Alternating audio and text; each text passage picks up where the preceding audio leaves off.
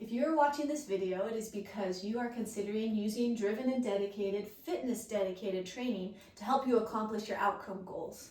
And if your outcome goal is centered around a fitter, better, healthier you, then you are at the right place, because that is the end-all be-all objective, is that whatever that outcome might be, whether it is that you want to lower your blood pressure by a few points to be able to help you live a happier, fuller life of longevity, whether you want to stave off osteopenia and osteoporosis, whether you want to lose weight, whether you want to have the mental health benefits that come from all of the endorphins that flood your system through daily physical exercise. Whatever it is, there's aspects of you that you want to improve to become healthier and fitter and stronger, then this could be for you.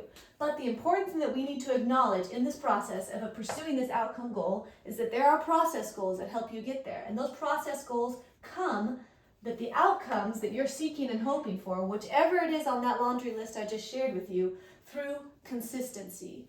Consistency is key.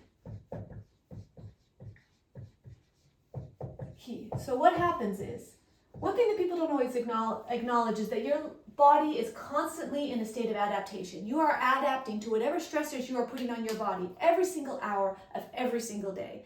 People who have been ill for long periods of time and have been on bed rest literally need to get in shape again to be able to walk into the kitchen and to perform daily functions and household chores, because they've been in a constant state of adaptations of laying in bed. So they literally have to get in shape to get out of bed, right? So if you tell yourself, oh wow, I haven't been exercising very much lately, I've been a couch potato. Well, let's be honest, you've just been getting in very good shape for sitting on the couch. That sitting up requires a lot of neck strength and muscle strength that you have over time created the adaptations for. Now, if you want to shift and change that, you have to then provide other stressors on your body, right? So let's say we were in shape to sit on the couch, but Monday we decide we're gonna go for a 10-minute jog or a 30-minute walk, right? You said you're gonna go for a 10-minute jog, right?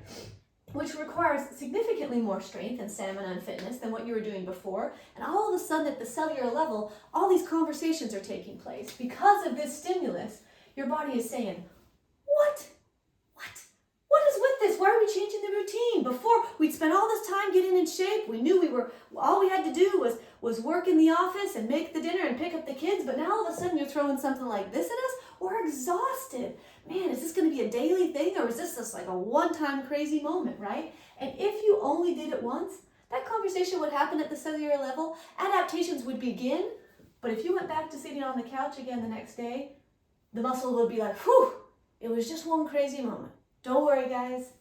She's not going to come up with any of that stuff again. We're fine. We're going to adapt right back to where we were before. But if the next day, or even every other day the first week, right? But if at a regular interval you repeat the stimulus, all of a sudden at the cellular level the conversation was, this is the new norm.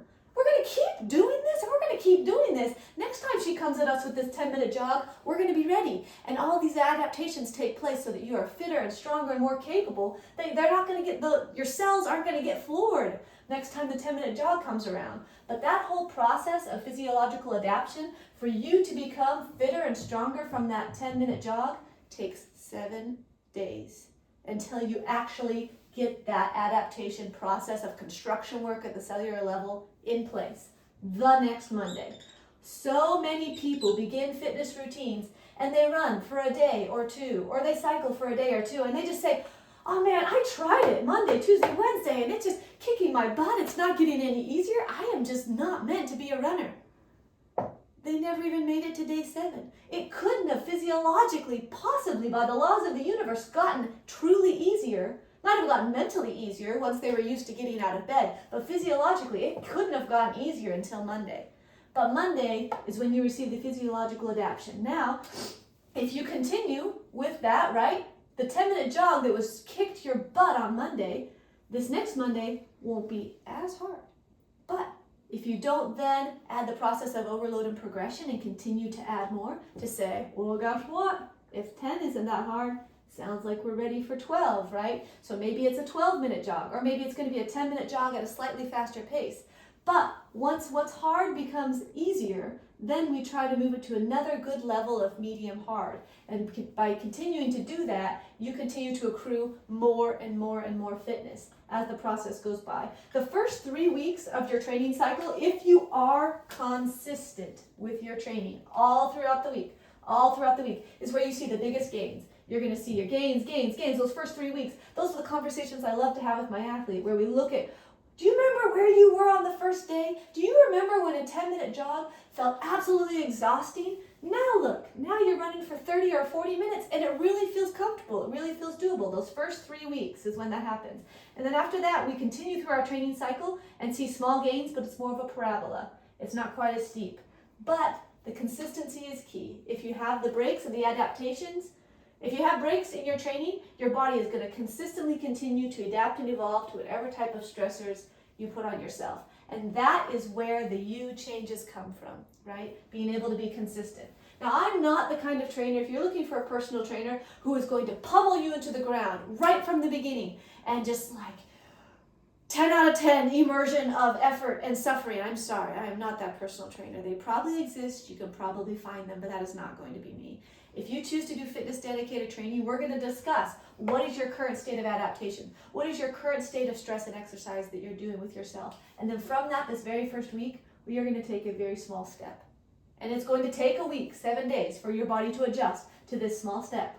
And then guess what? From that small step, we're going to take another step the next week. Every 7 days, we're going to achieve those gains to get fitter and stronger so that you can receive the physiological adaptations that you desire for yourself. So that in a nutshell is fitness dedicated training. If that sounds like something that aligns with your outcome goals and lifestyle goals, click on the Contact Coach Hassel button, and I look forward to starting the journey with you.